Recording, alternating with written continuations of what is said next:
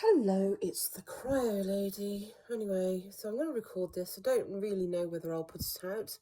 If I look at it afterwards and think that it's alright, then I will. But I'm going to talk about the time, it was in 2005, when I made a serious attempt to take my own life, and why that was and what happened afterwards, because it's a bit of a funny story, I suppose. Some people, let's get into this, okay? Come on, hurry up. Routines. Blemish repair. Right. My ex-husband was a commander in the Royal Navy, and I'd been married to him since 1991. I personally didn't want to actually get married to him at that point because I'd realised that he was, I just didn't love him, really. Didn't love him. He didn't love me. But anyway, fast forward to 2005, and at this point we'd had 5 children together. My youngest were twins of around about, they were 2 years old. Anyway, I was very, very unhappy with him. He was abusive. He was an abusive and controlling man. His family wholly supported him in everything, and he didn't put his wife and children first. That was one of the big problems. Anyway, we had a lot of problems. I was very, very unhappy, and I think combined, it was a combination of things. It was him primarily. It was also my parents, because I kind of felt, I just really needed a little bit of support, just anything really, but they just didn't give a stuff, because I've explained that before. They didn't love me, they didn't care for me. So in reality, I was being let down by all the people that should have loved me and cared for me, was just totally let me down. And I just had general dissatisfaction, I was just feeling actually quite suicidal at that point. So I obviously couldn't really, I don't even know how I was functioning to do my job. I've no idea.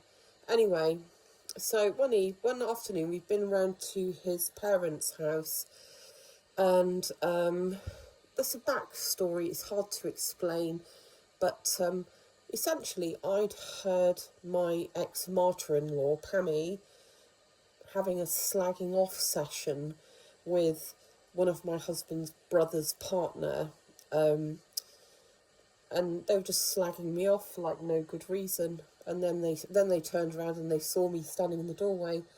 So I obviously hadn't really, I didn't really like to be with them because of that. Anyway, long story short, there was a falling out, so I decided to walk home.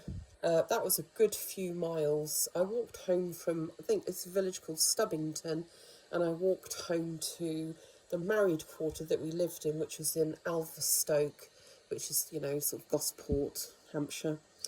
Anyway, my ex came back with all of the children. He took the children upstairs, put them into bed, and then he came into the kitchen and he laid into me. He just laid into me, and he wouldn't listen to anything that I had to say. And he said, I don't love you. He said, I don't want you. Your work doesn't want you. Your family doesn't want you. Even your own children don't want you. We'd all be better off without you. Now, I was actually really quite, I was definitely clinically depressed at that point anyway. Off he went. So I got a cereal bowl out of the cupboard, and I just grabbed as many pills and tablets as I could, which I kept in a high cupboard in the kitchen where the children couldn't get them. I emptied them all into a bowl, some massive combination. I can't remember exactly what they were. And then I just got a big glass of water and I scooped, I suppose I took about 250 to 300 tablets. I then sat down on the floor and I'd got some knives out the drawer and I just proceeded to start cutting up my arms. So, you know, there was sort of quite a lot of blood all over the place. Anyway, he came downstairs and obviously saw what I'd been up to, and he panicked.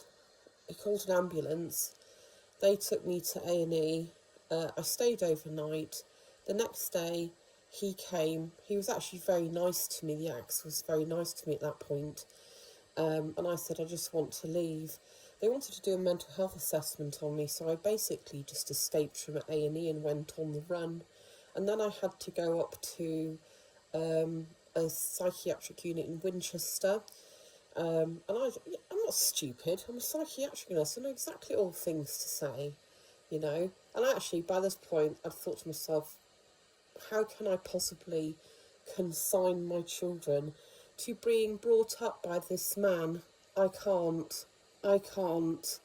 And so, with a little help from my GP, who was very, very great and understanding, I managed to progress forward and move forward. And I moved myself forward very quickly, but I didn't let them think that I'd moved as quickly, you know, because I had plans to make. I had plans to make for my future. And that's when I started forming my plans on how I was going to get away from my abusive husband and his pathetic family. Interestingly enough, okay, my ex-husband actually told his employers, well, he needed some time off, and he told his employers that I'd got cancer. How about that? Which I think is a bit sick. But that's what he did. He told them that I'd got cancer. Of course, you know, and he was nice to me probably for about a week and a half. The most he could really ever manage to be nice to me and the children was, you know, 2 weeks tops. After that, he would just revert to being this nasty, controlling, abusive, at times violent person. And all the while, I got stronger. I got stronger because I did not want to leave my children. I absolutely did not want to leave my children to this horrific person and his dreadful family. I couldn't. That would ruin their lives forever. That would absolutely ruin their lives forever. But I did it. I mean, I had 5 children, 3 of which had, 2 were confirmed had confirmed diagnosis of autism. One, you know, like, one had to go to sort of, we went to a residential, you know, a boarding school, actually, Monday to Friday. And at that point, my little boy, he didn't speak. He was non-verbal. In fact, he was non-verbal until he was 7. So, you know, I'm not just using autistic spectrum as a, because I know a lot of people think that, people diagnosed, you know, put on the autistic spectrum, that's just a sort of label, you know, to get out of bad behaviour. No, it wasn't. It really wasn't. 100% it wasn't. But I have, you know, I've fought for everything.